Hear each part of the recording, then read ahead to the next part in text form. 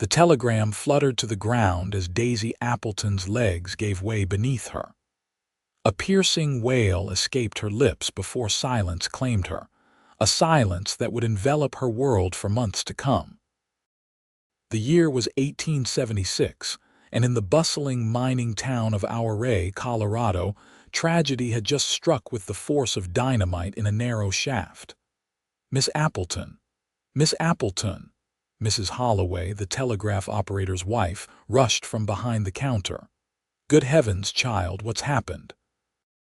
Daisy couldn't speak. The words on the telegram burned in her mind.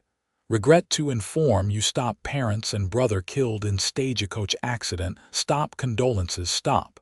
Her family had been traveling from Denver after selling their ranch east of the mountains.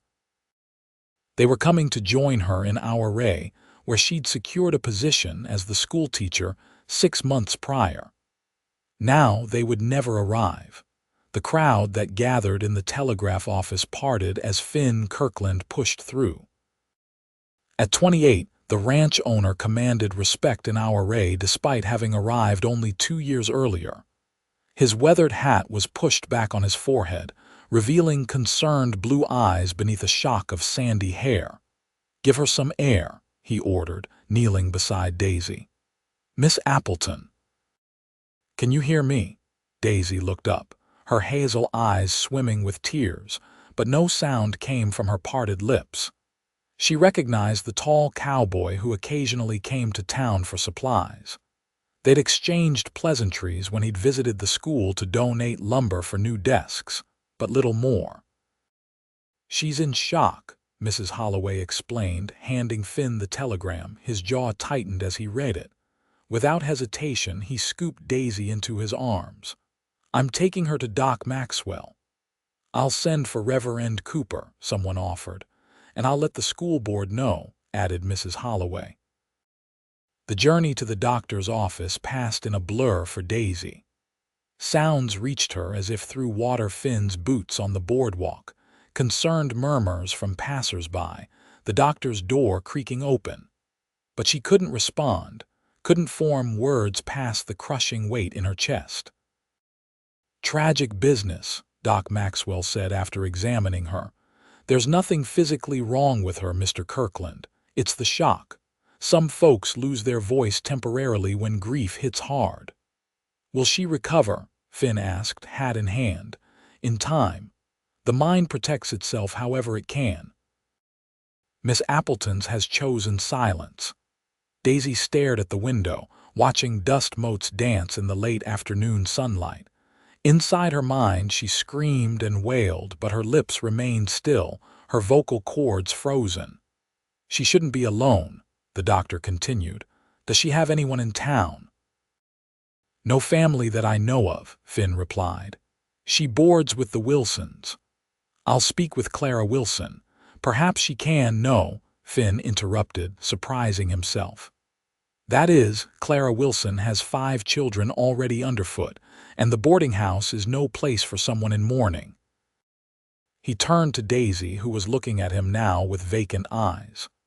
"Miss Appleton, I have a proposition. My sister Maggie lives at my ranch. She's been looking for companionship, and we have plenty of room. Would you consider staying with us until you're feeling better?" Daisy blinked, the first sign she'd heard anything since collapsing. After a long moment, she gave a slight nod. "That's settled then," Finn said, more gently than was his custom. "I'll make the arrangements." 2 hours later, after gathering her belongings and leaving a note for the school board, Daisy found herself in Finn's wagon heading out of town. The 10-mile journey to the Kirkland ranch passed in silence, broken only by the creak of wagon wheels and Finn's occasional murmurs to the horses. As the sky turned amber with sunset, Finn finally spoke directly to her. "Miss Appleton, I want you to know something." He glanced at her pale profile. "I lost my parents when I was 20, different circumstances, but the pain, I understand it." He cleared his throat. "What I mean to say is, don't feel pressured to speak. Your voice will come back when it's ready." She turned to him, a question in her eyes. "Yes, madam," he said, as if understanding her unspoken thought. "I'll wait until you're ready to sing again." The simple statement brought fresh tears to Daisy's eyes. Not the violent sobs of earlier, but a quiet acknowledgement that someone understood.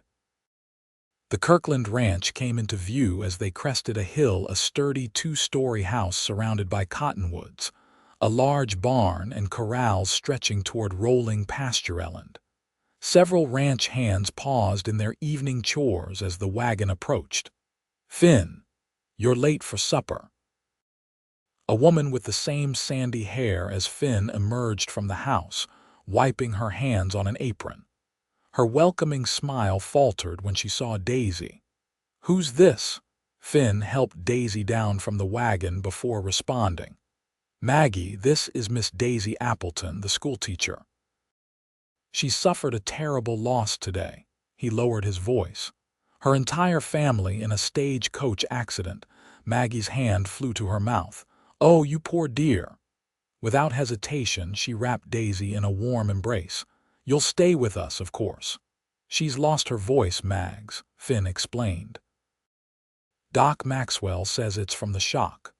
Understanding immediately, Maggie linked her arm through Daisy's. "Well, you don't need to speak to eat a hot meal. Come in, come in. I've made beef stew and there's fresh bread too." That night, Daisy lay in an unfamiliar bed in a room next to Maggie's, staring at the ceiling. The Kirklands had been kindness itself, asking no questions, making no demands. Finn had excused himself after dinner to check on a pregnant mare, while Maggie had shown Daisy to her room, provided a nightgown and promised things would look better in the morning. They wouldn't, of course. Nothing would ever be right again. Daisy's parents, Jonathan and Rose Appleton, had been the center of her world for all of her 22 years. And her brother Thomas, only 19, with dreams of becoming a doctor. All gone in an instant, outside her window. A coyote howled in the distance. Daisy opened her mouth, wanting to howl too to release the agony building inside her. But no sound came. In the days that followed, Daisy fell into the rhythm of the Kirkland Ranch. Maggie, 30 and widowed for 5 years, welcomed the companionship. She chatted happily as they prepared meals, tended the kitchen garden, or sewed by the fire in the evenings, requiring no response beyond Daisy's nods or shakes of the head. Finn was often out from dawn until dusk, overseeing his ranch hands, checking fences, or riding into town on business. But when their paths crossed, he greeted Daisy with quiet respect. Sometimes she would feel his eyes on her, contemplative rather than pitying. A week after her arrival, Daisy sat on the front porch, watching sunset paint the mountains gold. She'd found paper and pencil in the parlor desk, and had taken to carrying them to communicate when necessary. Finn approached from the barn, removing his gloves. "Mind if I join you?" Daisy gestured to the empty chair beside her. "Beautiful evening," he commented, settling in. After a comfortable silence, he added, "Got a letter from the school board today. They've hired a replacement through the end of the term, but they're hoping you'll consider returning in the fall." Daisy's hand trembled as she wrote on her paper, "I don't know if I can." "You don't have to decide now," Finn assured her. "You're welcome here as long as you need." "Why are you being so kind?" she wrote. He looked surprised. "Should I not be?" Daisy shrugged, then wrote, "You hardly know me." Finn leaned back in his chair, crossing his long legs at the ankles. "I know you're the teacher who stayed after hours to help the Mendez children learn English. I know you organized that book drive last Christmas so every child in school had something to read. And I know you sent your own salary to your family so they could afford the journey west." He met her startled gaze. "Small town, Miss Appleton. People talk." "Call me Daisy," she wrote. "Daisy," he said, testing the name. "Then I'm Finn, not Mr. Kirkland." She nodded, a ghost of a smile touching her lips for the first time since the telegram. That night after dinner, instead of retreating to her room as usual, Daisy lingered in the parlor. Finn had received a package from Denver, a copy of The Adventures of Tom Sawyer, newly published that year. "Maggie, would you like me to read aloud?" he asked. "I was just about to start on a new dress pattern," his sister replied, gathering her sewing basket. "But perhaps Daisy would enjoy it." Daisy surprised them both by nodding eagerly. She settled into an armchair while Finn took the sofa, opening to the first chapter. His voice was not what she expected, smooth and expressive, bringing the characters to life as twilight deepened outside the windows. When Maggie lit the lamps and excused herself to bed, neither Finn nor Daisy seemed to notice, caught up in Tom's adventures. Finally, Finn's voice grew hoarse and he marked their place. "We'll continue tomorrow if you like," Daisy wrote. "You read beautifully. My mother was a school teacher before she married," he explained. "She believed reading aloud was an art form." A sadness flickered across his face. "She taught me and Maggie both." "What happened to your parents?" Daisy wrote. "Influenza, 6 years ago. They were visiting relatives in St. Louis when an outbreak hit." He stared into the dying fire. "It was quick, at least. That's what the letter said." Daisy placed her hand on his arm, a gesture of understanding that needed no words. "It gets better," he said softly. "Not gone, just different. You learn to live alongside the pain." When Daisy finally retired to her room, she stood by the window, gazing at the stars scattered across the Colorado sky. For the first time since the telegram, she felt something other than despair, a tiny spark of warmth that Finn's quiet strength had kindled. Over the next weeks, spring bloomed across the ranch. Daisy found herself drawn outdoors, helping Maggie with her expanding garden and watching the new foals frolic in the pasture. Each evening, she and Finn continued their reading ritual, finishing Tom Sawyer and moving on to The Woman in White. Daisy began accompanying Maggie on weekly trips into our array for supplies. The first visit was difficult, sympathetic glances and awkward encounters with former colleagues, but Maggie's cheerful presence buffered the worst of it. "Mrs. Wilson stopped me in the Mercantile," Maggie reported to Finn after one such trip. "Said the children miss Daisy terribly and keep asking when she's coming back." Daisy, who had been arranging flowers at the table, froze. "I told her Daisy needs time," Maggie continued, shooting her brother a meaningful look. "That some wounds can't be rushed in healing." Later that afternoon, Daisy found herself wandering toward the corral where Finn was working with a young horse.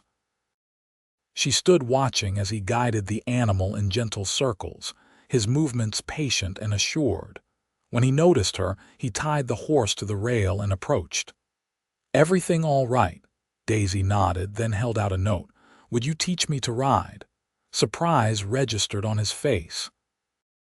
"You've never ridden before?" "Only in carriages or wagons," she wrote. "I'd like to learn." A slow smile spread across his face. "I think that's a fine idea. We'll start tomorrow with Buttercup. She's gentle as they come." The riding lessons became a daily occurrence. Finn proved to be a patient teacher, and Daisy a determined student despite several falls and numerous bruises. Within 2 weeks, she could confidently handle Buttercup at a walk and trot. "You're a natural," Finn told her one afternoon as they rode side by side along a creek that cut through the property. "Ready to try a canter tomorrow?" Daisy nodded enthusiastically, her cheeks flushed with exertion and pleasure. "There's a place I'd like to show you," he said, "once you're comfortable at a faster pace. A hidden valley about an hour's ride from here, most beautiful spot on my land." She raised her eyebrows questioningly. "Why hidden?" he interpreted. "Well, it's tucked between 2 ridges. Unless you know exactly where to look, you'd ride right past it." His eyes took on a faraway look. Found it my first month here when I was still learning the boundaries. There's a small waterfall and pool, wildflowers like you wouldn't believe. Daisy pointed to herself, then made a sweeping gesture toward the landscape. Why did I come here? Finn guessed. At her nod, he continued, after my parents died, I stayed in Kansas to run the family farm, but it never felt right without them. He adjusted his hat against the afternoon sun. One day, a friend showed me a newspaper article about land opportunities in Colorado. I sold everything, brought Maggie with me, and here we are. He looked around at the rolling hills and distant mountains. Never regretted it for a minute, this land. It speaks to something inside me. Sounds foolish, I suppose. Daisy shook her head emphatically. You understand then. It wasn't a question. They rode in companionable silence until reaching a rise overlooking the ranch house. Below, ranch hands moved between corrals and barn while smoke curled from the chimney. It looked like a painting, peaceful, permanent. Race you back, Finn suggested with a boyish grin. Daisy's eyes widened in alarm. Just kidding, he laughed. Maybe next month. As April turned to May, Daisy's riding improved dramatically. True to his word, Finn took her to the hidden valley when she mastered cantering. The spot was everything he described: a secret paradise with a crystal pool fed by a slender waterfall, surrounded by columbine and Indian paintbrush. They picked beside the water, listening to birds and the gentle splashing. Daisy had brought her ever-present notepad, but found she needed it less and less around Finn. He seemed to understand her expressions, her gestures, sometimes even anticipating her thoughts. I come here when decisions need making, he told her, leaning against a sun-warmed rock, or when memories get too loud. Daisy touched her throat reflexively, thinking of her own loud memories. You know, Finn said carefully, my offer still stands. I'll wait until you're ready to speak again. No rush, no expectations. Tears pricked at Daisy's eyes. She wrote, "What if I'm never ready?" "Then we'll find other ways to communicate," he replied simply. "But I believe your voice is still in there, waiting for the right moment." On the ride home, they took a different route, climbing higher into the foothills before descending toward the ranch. At one point, they passed an abandoned cabin, its roof partially collapsed. "Old prospector's place," Finn explained. "He died last winter in town, no family to claim it." Daisy studied the small structure, something stirring in her mind. She pointed at the cabin, then at herself with a questioning look. "You want to see inside?" Finn asked, puzzled. She shook her head, writing quickly. "Could I use it? To be alone sometimes." Understanding dawned on his face. "Of course, it's on my property now. We can fix that roof, make it safe." He hesitated. "May I ask why?" Daisy considered how to explain. Finally, she wrote, "I need a place to try my voice where no one can hear me fail." Finn nodded slowly. "I understand. We'll start repairs tomorrow." True to his word, Finn and two ranch hands spent the next few days replacing the cabin's roof and shoring up its walls. They cleaned out years of debris, repaired the stone fireplace, and installed a new door that could be securely locked from inside. Maggie contributed a small table, chair, and some blankets. "Your private retreat," Finn announced when it was finished. "No one will disturb you here." Daisy explored the single room, noting the swept floor, the stacked firewood, the jar of wildflowers Maggie had placed on the table. Through the window, she could see the valley below and mountains beyond. It was perfect. "Thank you," she wrote, the words inadequate for her gratitude. "You're welcome to ride up whenever you want," Finn said. "Just let someone know where you're going for safety's sake." The following morning after breakfast, Daisy indicated her intention to visit the cabin. Finn nodded, helping her saddle Buttercup. "Take your time. We'll expect you for supper." The solitary ride filled Daisy with a strange combination of anxiety and anticipation. She'd grown accustomed to the silence that enveloped her, yet increasingly felt trapped by it. At night, she sometimes dreamed of singing, only to wake to the familiar muteness. The cabin welcomed her with sun-dappled light through the small windows. Daisy lit a fire against the morning chill, then sat in the chair, uncertain how to begin. After several false starts, she opened her mouth, willing sound to emerge, nothing. Frustration welled up, spilling over as tears.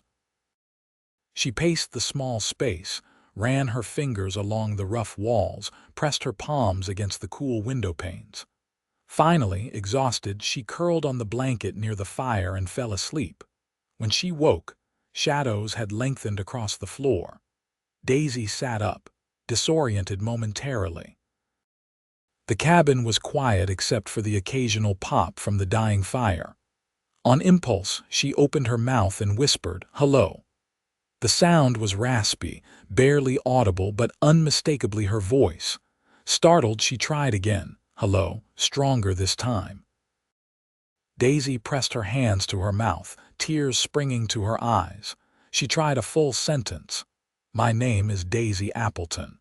The words scraped her unused vocal cords, but they were clear. She continued, gaining volume with each phrase. "I am 22 years old. I am a teacher. My family is gone." The last statement brought fresh tears, but also a strange relief. Speaking the truth aloud made it real in a way that silent acknowledgement hadn't. For the next hour, Daisy practiced speaking, reading aloud from a book she'd brought, even humming fragments of songs her mother had sung.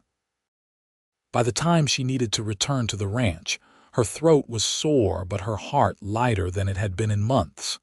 She didn't tell Finn or Maggie about her breakthrough. Some instinct held her back, made her want to strengthen this fragile recovery before sharing it. Instead, she continued her daily visits to the cabin, each time growing more confident in her reclaimed voice. One afternoon in late May, as Daisy worked in the garden with Maggie, the sound of approaching horses drew their attention. A wagon came into view, followed by 3 riders. "That's Sheriff Taylor," Maggie said, shading her eyes. "Wonder what brings him out this way." They walked to the front of the house as Finn emerged from the barn to greet the visitors. "Afternoon, Sheriff," he called. "What can I do for you?" The sheriff, a barrel-chested man with a salt and pepper mustache, nodded in greeting. "Finn, Miss Kirkland." His eyes fell on Daisy. "Miss Appleton, good to see you looking well." He dismounted, removing his hat. "I'm afraid I've come on unpleasant business. The men who robbed the stagecoach that was carrying your family have been captured." Daisy froze, feeling the blood drain from her face. "Robbers?" Finn stepped closer to Daisy. "I thought it was an accident." "That's what it looked like initially," Sheriff Taylor explained. Stagecoach went off a cliff pass outside Silverton, but one of the passengers survived long enough to tell another story. Said masked men stopped the coach, demanding valuables. When the driver resisted, they shot him. The horses panicked and the coach went over the edge. Daisy swayed on her feet. Finn's arm went around her waist, steadying her. "We've got 3 men in custody," the sheriff continued. "They were trying to sell some distinctive jewelry in Durango that belonged to one of the victims. Miss Appleton, we need you to come to town to identify if any of these items belong to your mother." Daisy looked at Finn in panic. "Sheriff, surely this can wait," Finn protested. "Trial's set for next week. Judge Wilson wants everything in order." The sheriff's voice softened. "I understand this is difficult, Miss Appleton, but it would help ensure these men hang for what they've done." Daisy took a deep breath and nodded. "We'll bring her in tomorrow," Finn said firmly. "She needs time to prepare." After the sheriff and his deputies departed, Daisy fled to her room. The knowledge that her family hadn't died in an accident but had been murdered changed everything. Fresh grief tore through her, combined with a new emotion: rage. A soft knock came at her door an hour later. "Daisy, may I come in?" Maggie called. When Daisy opened the door, Maggie embraced her. "Oh, my dear, what awful news!" Behind her stood Finn, concern etched on his face. "You don't have to do this," he said. "I can tell the sheriff." To both siblings' shock, Daisy spoke, her voice rusty but determined. "I need to do it." "Daisy," Maggie gasped. "Your voice." "It came back last week," Daisy explained hoarsely. "At the cabin, I've been practicing." Finn's face reflected a complex mix of emotions: surprise, joy, and something deeper. "Why didn't you tell us?" "I wasn't ready." She cleared her throat. "But now, for this, I need to speak." The following day, Finn drove Daisy into our array in his buckboard. The town had grown significantly since its founding just a few years earlier, with the silver boom bringing prospectors, merchants, and all manner of fortune seekers to the mountains. At the sheriff's office, Daisy identified her mother's cameo brooch and her father's pocket watch among the stolen items. Her voice trembled but held firm as she confirmed the piece's origins. "You've been a great help, Miss Appleton," Sheriff Taylor said. "These men will face justice, I promise you that." Outside, they encountered Reverend Cooper, who was delighted to hear Daisy speaking again. "Will you be attending the trial?" he asked. "Yes," she answered, surprising Finn. "I need to see their faces. I need to understand." The Reverend nodded gravely. "Closure is important for healing. But remember, vengeance belongs to the Lord." As they prepared to leave town, Finn suggested lunch at the hotel restaurant. "You should eat something before the journey back." The dining room fell silent as they entered, all eyes turning to Daisy. Word of her recovered voice had spread quickly. Mrs. Holloway from the telegraph office approached their table. "Miss Appleton, how wonderful to hear you're speaking again, and just in time for the new school term." "The children will be overjoyed." Daisy tensed. "I haven't decided about teaching yet." "Oh, but surely." "Well, take your time, dear." Mrs. Holloway patted her hand. "Though the board will need to know by month's end if they're to find a replacement." After she left, Daisy stared at her untouched soup. "Everyone expects me to simply resume my life." "What do you want to do?" Finn asked quietly. "I don't know," she admitted. "Everything's different now." The trial was held the following week in the Ouray courthouse. Daisy sat rigid through 3 days of testimony, listening as witnesses recounted the robbery, the subsequent crash, and the capture of the 3 men responsible: drifters who had been working in the mines before turning to crime. When it came time for Daisy to testify, she approached the stand with steady steps. In a clear voice that carried to every corner of the packed courtroom, she described her family: her kind father with his dreams of starting a new ranch, her gentle mother who had taught her to play piano, her brilliant brother whose medical studies would now never be completed. "The defendants didn't just steal material possessions," she concluded, tears streaming unchecked. "They stole futures, possibilities, lives that had value beyond measure." The jury deliberated less than an hour before returning guilty verdicts. The judge sentenced all 3 men to hang. Outside the courthouse, Finn waited with the wagon. "It's over," he said simply. "Is it?" Daisy looked up at the blue sky, feeling strangely empty. "I thought I'd feel something: relief, satisfaction, but there's just this hollow space." "The verdict can't bring them back," Finn said gently. "But at least these men won't hurt anyone else."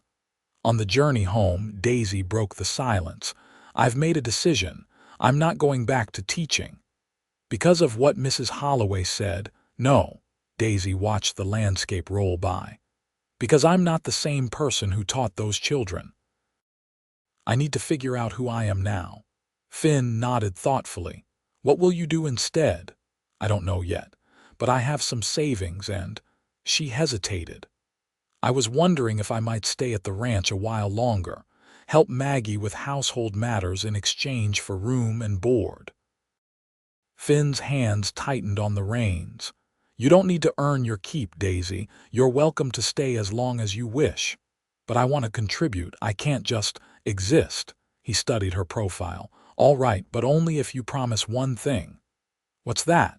That you'll sing for us sometime. Maggie mentioned you have a beautiful voice.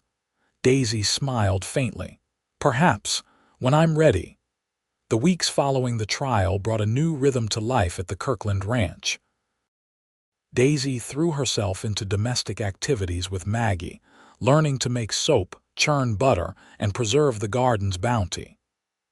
On Sundays, she accompanied the siblings to church in Ouray, gradually reconnecting with the community.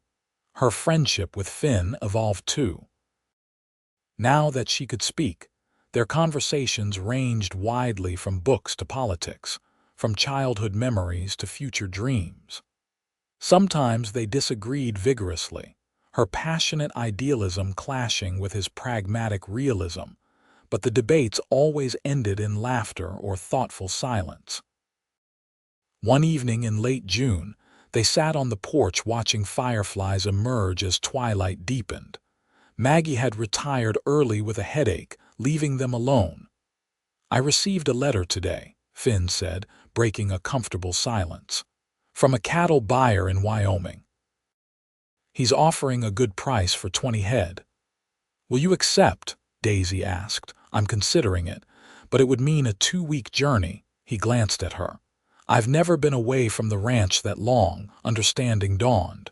You're worried about leaving Maggie alone. And you, he added quietly, though I suspect you're more capable than I give you credit for. Daisy laughed. I've learned quite a lot these past months, but thank you for your concern. Finn cleared his throat. There's another option. I could take you both with me. To Wyoming. Daisy's eyebrows rose. It would be an adventure. We'd take the wagon, camp along the way. He seemed almost nervous. Maggie's always wanted to see more of the country, and I thought perhaps you might too. The idea was startlingly appealing. I'd like that, Daisy said slowly, if Maggie agrees. I'll ask her tomorrow. Finn stood, stretching. It's getting late.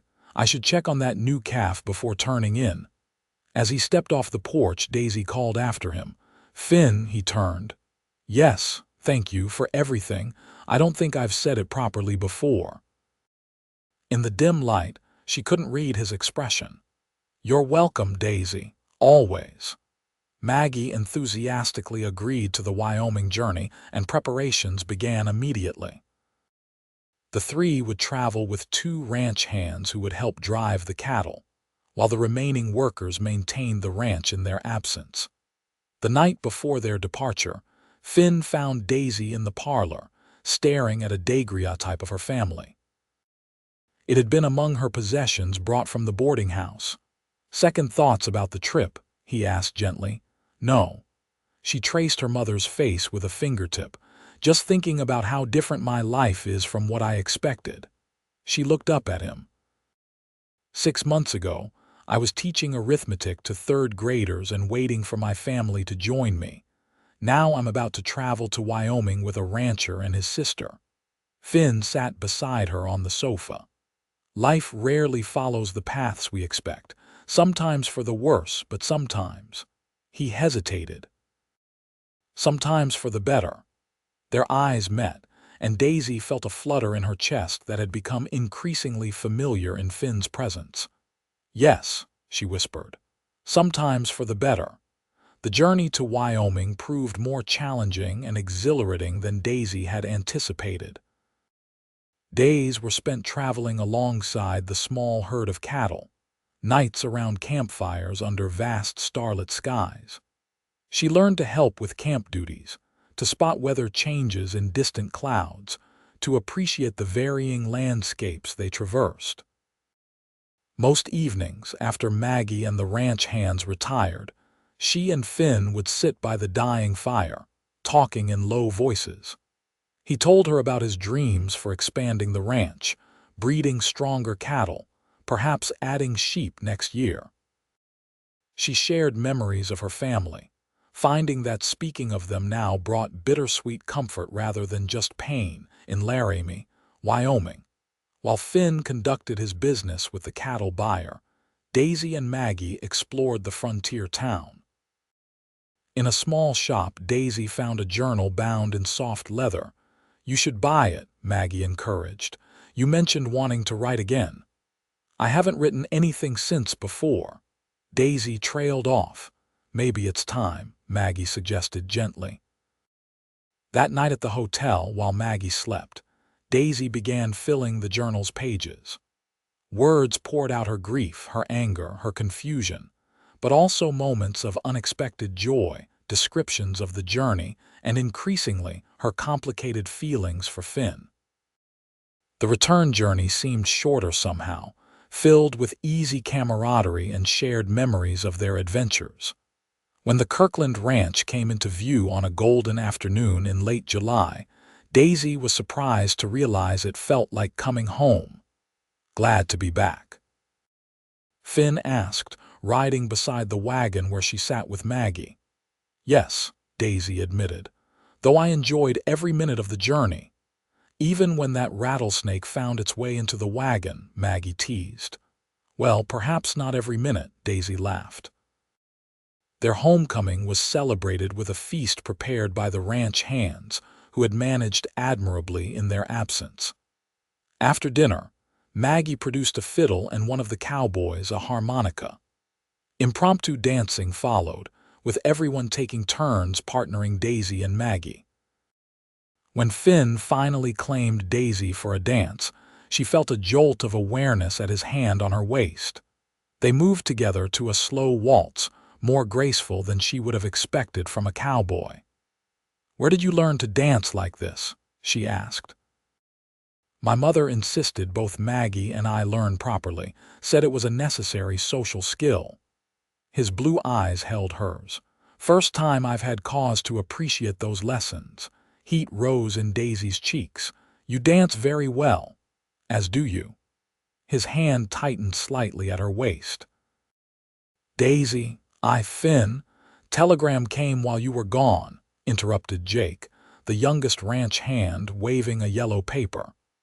"Station master sent it out with the supply wagon yesterday." Finn reluctantly released Daisy to read the message. His expression darkened. "Cattle rustlers hit the Davidson place east of here. 3 other ranches have reported missing stock, too." The festive mood evaporated as the men gathered to discuss this threat. Daisy and Maggie exchanged concerned glances before retiring to the house. "Will this affect us?" Daisy asked as they prepared for bed. "Possibly," Maggie answered grimly.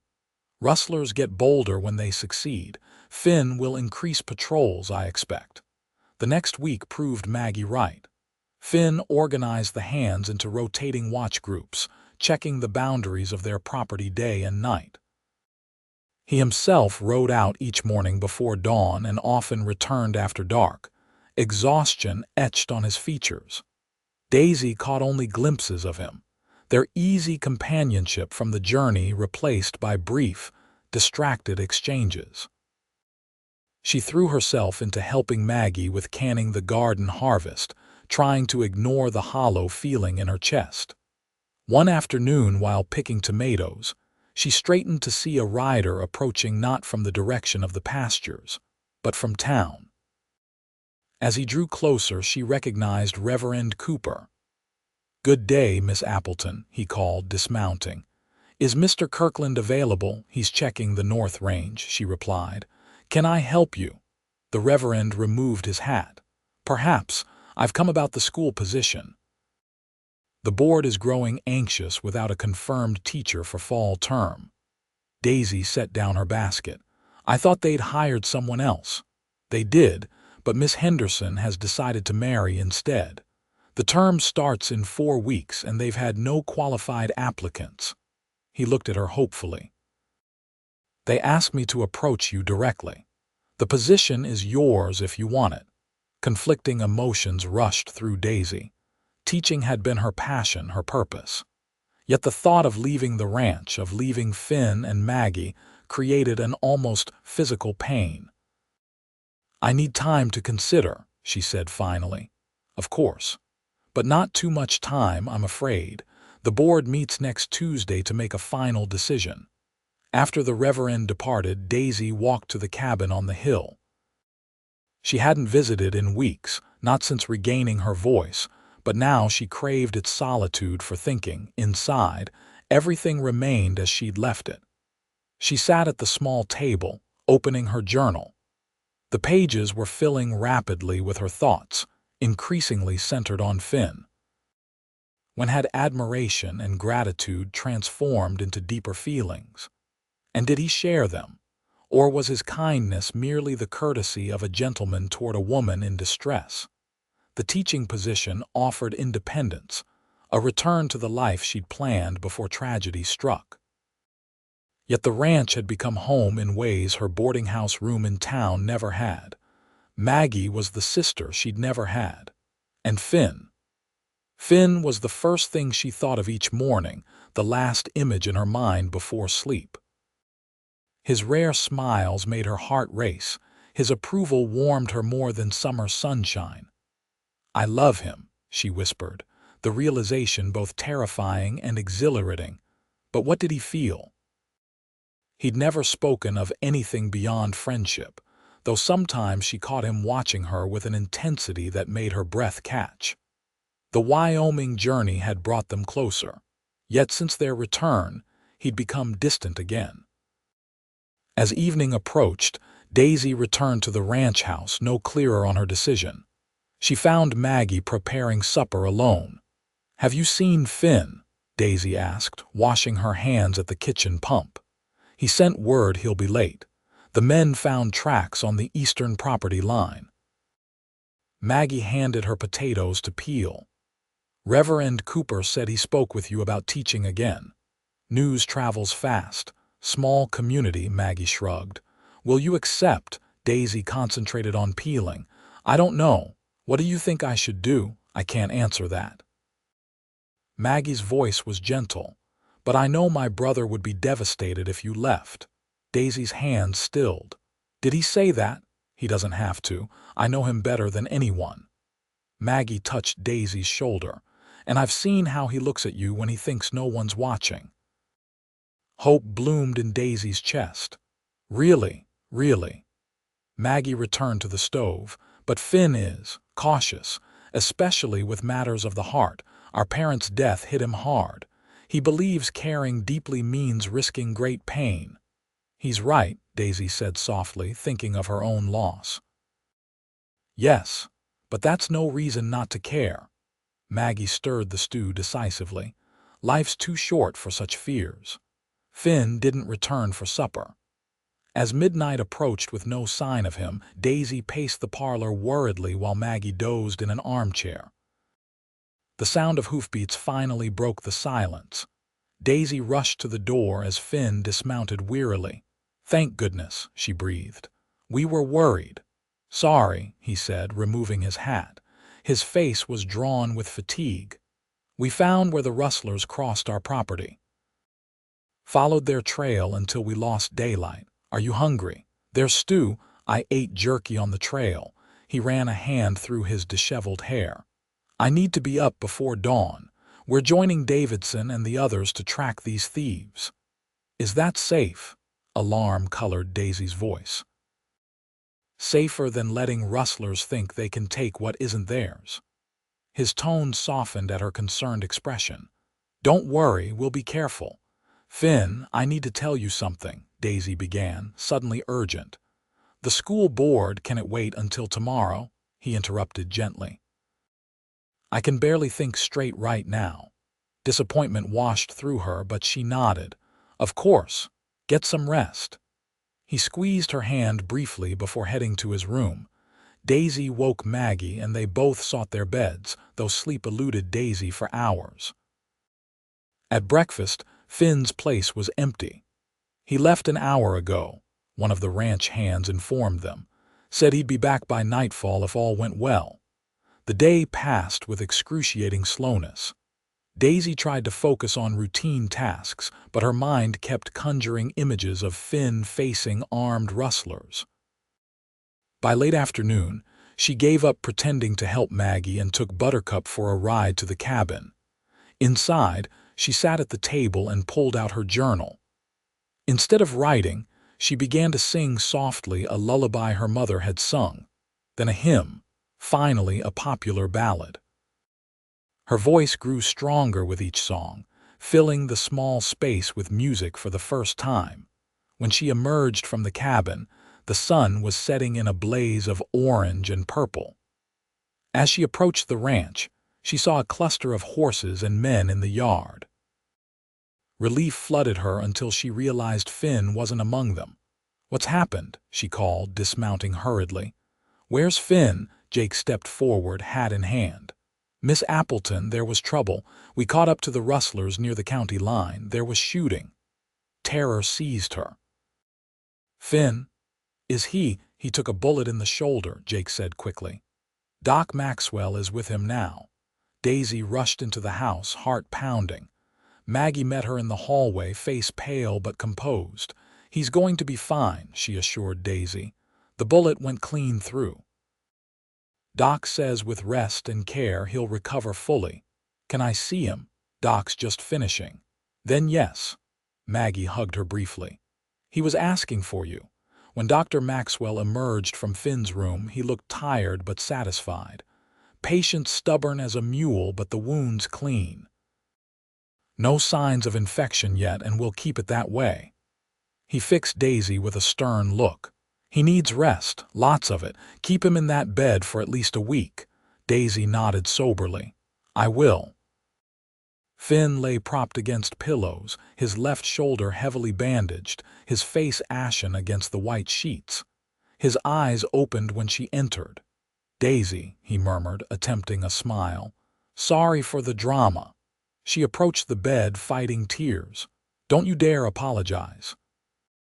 You could have been killed. Takes more than a rustler's poor aim to finish me." His attempt at humor fell flat as he winced in pain. Daisy sat carefully on the edge of the bed, taking his uninjured hand in both of hers. "When I heard you were hurt, I realized." She took a deep breath. "I can't take the teaching position. I can't leave." Confusion crossed his face. "Teaching position?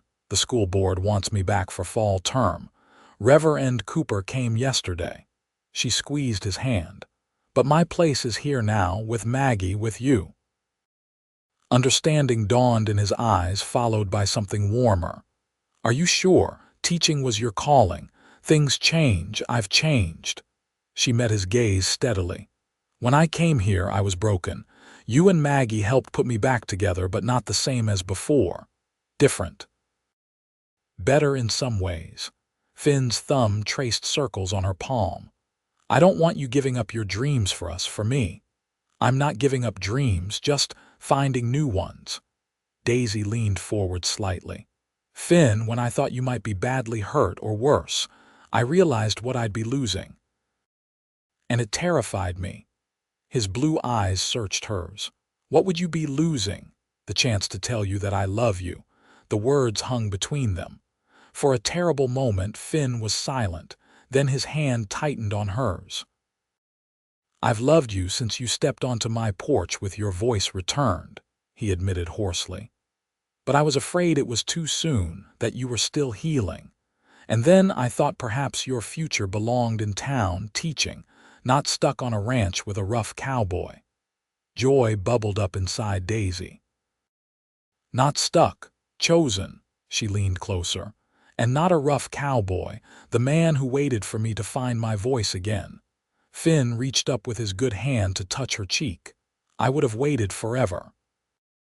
"I know," she whispered, and then his lips were on hers, gentle and questioning at first, then with growing certainty as she responded. When they parted, Finn smiled that rare, transformative smile. "Does this mean you'll stay?" "Yes, if you'll have me." "I want more than that," he said seriously. "When I'm recovered properly, not just enough to sit a horse, I want to take you to town and buy a ring. I want to make this permanent. Tears of happiness spilled onto Daisy's cheeks.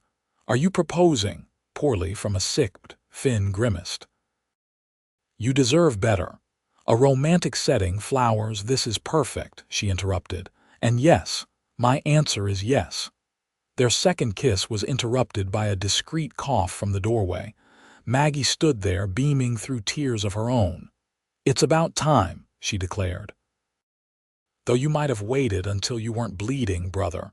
Finn laughed, then winced as the movement jarred his wound. "Never had good timing." Maggie approached the bed, embracing Daisy warmly. "Welcome to the family, officially."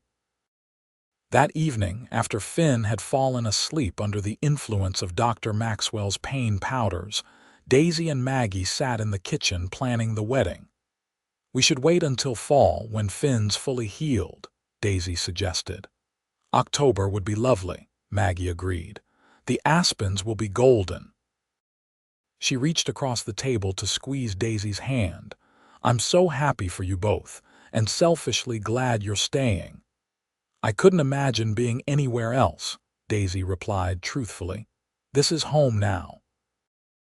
Later, checking on Finn before retiring, Daisy found him awake and watching the moon through his window. "You should be sleeping," she chided gently. "Can't. Keep thinking I dreamed what happened earlier." He held out his hand to her. "Did you really agree to marry me?" "I did." She sat beside him, careful of his injury. "Having second thoughts? Not a chance." He traced her features with his eyes. "But I realized I've never heard you sing. Your voice returned, but the song hasn't." Daisy considered this. "You're right, I speak, but I haven't sung since, before." "Will you sing for me?" The request was so simple, yet so profound. Daisy thought of her family, of the grief that had silenced her, of the long journey back to herself, and she thought of Finn, patient and steadfast, waiting for her healing. "Yes," she said softly. "I think I'm ready." In the quiet bedroom, with moonlight spilling across the floor, Daisy began to sing. She chose the lullaby her mother had sung to her as a child, her voice tentative at first, then growing stronger. The melody filled the room, sweet and clear, a gift from her past carrying into her future. When she finished, Finn's eyes shone with tears and wonder. "Beautiful," he murmured, "worth every moment of waiting." The months that followed were the happiest Daisy had known since losing her family. Finn recovered from his wound with remarkable speed, though Daisy and Maggie enforced the doctor's orders strictly, much to his frustration. By late August, he was back to full duties, and true to his word, took Daisy to our Ray to select a ring, a simple gold band with a small diamond that caught the light like a promise. They were married on the first Saturday in October, in the ranch's front yard beneath a canopy of golden aspen leaves. Reverend Cooper officiated, and it seemed the entire town of our Ray turned out to witness the union of their former schoolteacher and the respected rancher. Even Mrs. Wilson, Daisy's former landlady, dabbed tears as the couple exchanged vows. At the reception that followed, with tables spread across the yard and a platform constructed for dancing, Sheriff Taylor approached the newlyweds. "Just wanted to offer my congratulations," he said, shaking Finn's hand. "And to let you know those rustlers won't be bothering anyone again." Judge gave them 15 years each. "Good," Finn replied, his arm around Daisy's waist. "Though I suppose I should thank them. If they hadn't sent me home with a bullet hole, I might have waited months to propose." The sheriff laughed. "Everything happens for a reason, they say." He tipped his hat to Daisy. "Mrs. Kirkland, you've made a remarkable recovery from your tragedy. It does my heart good to see it." As he moved away, Daisy leaned into her husband's embrace. "He's right. A year ago, I couldn't imagine ever being happy again. And now?" Finn asked, pressing a kiss to her temple. "Now I can't imagine being happier." She looked around at the celebrating guests, at Maggie dancing with one of the ranch hands at the home they'd built together. "Though I still miss them, my family. Of course you do, you always will. Finn turned her to face him. But you've honored them by living fully, by finding joy again. That's the greatest tribute you could offer. The music changed to a waltz, and Finn led Daisy to the dancing platform. As they moved together beneath lantern light, she felt the rightness of their journey from silence to song, from grief to love. "May I request a performance from the bride?" called Reverend Cooper as the waltz ended. "I hear Mrs. Kirkland has a lovely singing voice, though few of us have had the pleasure." Encouraging calls rose from the guests. Daisy looked uncertainly at Finn. "Only if you want to," he said quietly. Taking a deep breath, Daisy stepped forward. The musicians quieted as she began an a cappella version of "Beautiful Dreamer," the song her father had always requested on special occasions. Her clear soprano carried across the yard, silencing conversations as all turned to listen. When she finished, there was a moment of hushed appreciation before applause broke out. Finn came to her side, his face alight with pride. "That," he whispered in her ear, "was worth waiting for." Winter settled over the Kirkland ranch with a gentle persistence, transforming the landscape into a wonderland of white. Daisy found unexpected joy in the season in snowball fights with Maggie, in evenings reading by the fire while Finn whittled, in the intimate moments alone with her husband when the house grew quiet. Christmas brought a special announcement when Maggie revealed she had accepted a proposal from Thomas Barrett, one of the ranch's longtime hands. A spring wedding was planned, with Maggie to remain at the ranch afterward. "Barrett will make a fine foreman," Finn told Daisy as they prepared for bed on Christmas night, "especially with the expansion I'm planning." "Expansion?" Daisy looked up from brushing her hair. "I've been in talks with the banker about purchasing the Davidson property. Old man Davidson's moving to Denver to live with his daughter." Finn sat on the edge of their bed watching her. "It would nearly double our grazing land. Can we afford it? Between the cattle sales and your investment, yes." Daisy had insisted on contributing her savings to the ranch operations, considering it her partnership in their shared future.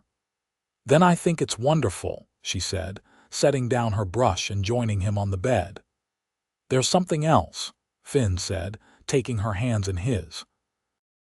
"With more land, we'll need more hands. I was thinking of building another house on the property for us." "What?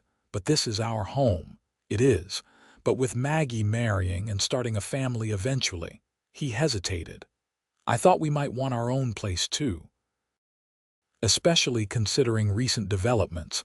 Daisy's brow furrowed. "What developments? You've been tired lately, getting sick in the mornings." His eyes held a question. "I thought perhaps." Understanding dawned and Daisy's hand flew to her stomach. I've wondered the same thing." "It's been 7 weeks since." She blushed. "Well, you know," Finn's face broke into a radiant smile. "Really, you think we might be?" "I'm not certain. I was waiting to be sure before saying anything." Joy bubbled up inside her. "But yes, I think we might be expecting a baby." Finn gathered her into his arms, burying his face in her hair. "A family of our own," he murmured. "I never thought I could be this happy." "Nor I," Daisy admitted. "After losing everyone, I didn't think I'd ever have a family again." Finn placed his hand gently over hers on her still flat stomach. "Your parents and brother would be proud of you, Daisy, of your strength, your resilience." Tears pricked at her eyes. "I wish they could have known you, known us." "They'll live on in our child," Finn promised. "In the stories you'll tell, the songs you'll sing." As spring arrived, bringing new life to the ranch and confirmation of Daisy's pregnancy, the couple began construction on their new home. Situated on a gentle rise overlooking both the original ranch house and the newly acquired Davidson property, the structure took shape rapidly under Finn's direction. Maggie and Thomas were married in April, in a simple ceremony that nonetheless brought the community together once again to celebrate. As maid of honor, Daisy felt a completeness to the circle that had begun with her own wedding 6 months earlier. "You're positively glowing," Maggie told her at the reception. "Motherhood agrees with you already." Daisy laughed, resting a hand on her growing belly. "I'm only 5 months along. But yes, I'm happier than I ever thought possible." "Have you told Finn what the doctor said about twins?" "Not yet." Daisy's eyes sought her husband across the yard where he was congratulating Thomas. "I'm saving it for tonight when we're alone." Maggie hugged her carefully. "He'll be over the moon. 2 babies at once." That night, in the privacy of their bedroom, Daisy shared the doctor's suspicion. Finn's reaction exceeded even her expectations' speechless joy, followed by such tender solicitude that she had to remind him she wasn't made of glass. "2 children," he kept repeating, wonder in his voice. "2 little lives we've created." "I hope at least one is a boy," Daisy said, nestling against him. "A son with your eyes and steadiness." "And a daughter with your voice," Finn added, stroking her hair. "Though I'll be perfectly happy either way, as long as you and the babies are healthy." In July, with her confinement approaching, Daisy and Finn moved into their completed home, a spacious 2-story structure with a wide porch and large windows capturing mountain views. The nursery adjoined their bedroom, furnished with 2 matching cribs Finn had commissioned from the town's cabinet maker. On an August evening, almost exactly a year after Daisy had first regained her voice, she went into labor. Maggie sent for the doctor and the midwife, while Finn paced anxiously outside the bedroom door, banished by the women until the delivery was complete. After 14 hours of labor, Daisy gave birth to twins, a boy with a shock of sandy hair like his father's, and 10 minutes later, a girl with delicate features that hinted at her mother's beauty. When Finn was finally allowed to enter, he found Daisy propped against pillows, a baby in each arm, exhausted but triumphant. "Meet your children," she said softly. "Jonathan Finnegan Kirkland and Rose Margaret Kirkland." Tears filled Finn's eyes as he recognized the names of Daisy's parents. "They're perfect," he whispered, sitting carefully beside her to touch their tiny faces. "You're perfect, all of you."